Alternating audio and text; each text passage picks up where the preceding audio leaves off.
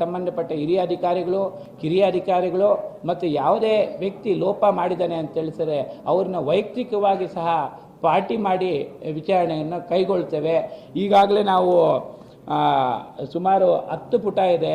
ಸುಮಾರು ನಾವು ಮಹಾನಗರ ಪಾಲಿಕೆ ರಾಯಚೂರು ಇನ್ಸ್ಪೆಕ್ಷನ್ ಮಾಡಿದ್ದೇವೆ, AC ಆಫೀಸ್ ಮಾಡಿದ್ದೇವೆ, ತಾಲೂಕು ಕಚೇರಿಗಳು ಎಲ್ಲ ತಾಲೂಕುಗಳಲ್ಲೂ ಮತ್ತು ರಾಯಚೂರಿನಲ್ಲೂ ಸಹ ಎಲ್ಲ ತಾಲೂಕು ಕಚೇರಿಗಳು, ನಗರಸಭೆ ಪುರಸಭೆ ಕಚೇರಿಗಳು, ನಗರ ಯೋಜನಾ ಪ್ರಾಧಿಕಾರ ಕಚೇರಿ ಮತ್ತು ಅಬಕಾರಿ ಕಚೇರಿ, ಗಣಿ ಮತ್ತು ಭೂವಿಜ್ಞಾನ ಇಲಾಖೆ, ಸಹಾಯಕ ಕೃಷಿ ನಿರ್ದೇಶಕರು, ರೈತ ಸಂಪರ್ಕ ಕೇಂದ್ರಗಳನ್ನು ನಾವು ಇನ್ಸ್ಪೆಕ್ಷನ್ ಮಾಡಿದ್ದೇವೆ. ಉಪನೋಂದಣಾಧಿಕಾರಿಗಳ ಕಚೇರಿಗಳನ್ನು ನಾವು ಇನ್ಸ್ಪೆಕ್ಷನ್ ಮಾಡಿದ್ದೇವೆ. DDPI ಕ್ಷೇತ್ರ ಶಿಕ್ಷಣಾಧಿಕಾರಿಗಳು ಕಚೇರಿ ಮತ್ತು ಗ್ರಾಮ ಪಂಚಾಯತಿಗಳನ್ನು, ಪಟ್ಟಣ ಪಂಚಾಯತಿಗಳನ್ನು ಇನ್ಸ್ಪೆಕ್ಷನ್ ಮಾಡಿದ್ದೇವೆ.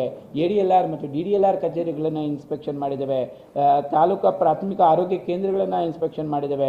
ಮಹಿಳಾ ಮತ್ತು ಮಕ್ಕಳ ಕಲ್ಯಾಣ ಇಲಾಖೆ, ಅಭಿವೃದ್ಧಿ ಇಲಾಖೆ, ಕೆಲವು ಅಂಗನವಾಡಿಗಳನ್ನು ಇನ್ಸ್ಪೆಕ್ಷನ್ ಮಾಡಿದಾಗ ಹಲವಾರು ಲೋಪಗಳು ಕಂಡು ಬಂದಿದ್ದೇವೆ. ಮುಖ್ಯವಾಗಿ ವಿದ್ಯಾರ್ಥಿ ವಸತಿ ನಿಲಯಗಳನ್ನು ಎಲ್ಲ ತಾಲೂಕಿನಲ್ಲಿ ಮತ್ತು ಜಿಲ್ಲೆಯಲ್ಲಿ, ರಾಯಚೂರು ಜಿಲ್ಲೆಯಲ್ಲಿ ಸಹ ನಾವು ಇನ್ಸ್ಪೆಕ್ಷನ್ ಮಾಡಿದ್ದೇವೆ.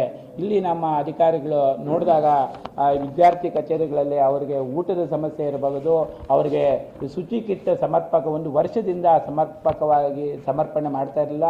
DHO ಅವ್ರಿಗೆ ಹೇಳಿದಾಗ DHO ಅವರು ಅದಕ್ಕೆ ಟೆಂಡರ್ ಪ್ರೋಸೆಸ್ಸಲ್ಲಿದೆ, ಅದರಿಂದ ಒಂದು ವರ್ಷದಿಂದ ಅಡಚಣೆ ಆಗಿದೆ ಅಂತೇಳಿ ಅದಕ್ಕೆ ವಿತರಣೆ ಮಾಡಿರುವುದಿಲ್ಲ ಅಂತ ಹೇಳಿದರು.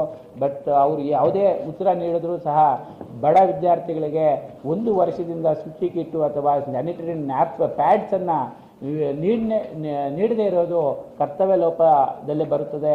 ಅದಕ್ಕೆ ನಾವು ಇಮ್ಮಿಡಿಯೇಟ್ ಅವ್ರ ಕಡೆಯಿಂದ ವರದಿ ನೀಡಬೇಕು. ಆ ವರದಿ ಆಧಾರಿತ ಯಾಕೆ ಡಿಲೇ ಆಗಿದೆ, ಯಾರ ಹಂತದಲ್ಲಿ ಡಿಲೇ ಆಗಿದೆ ಅನ್ನೋದನ್ನು ಎನ್ಕ್ವೈರಿ ಮಾಡಿ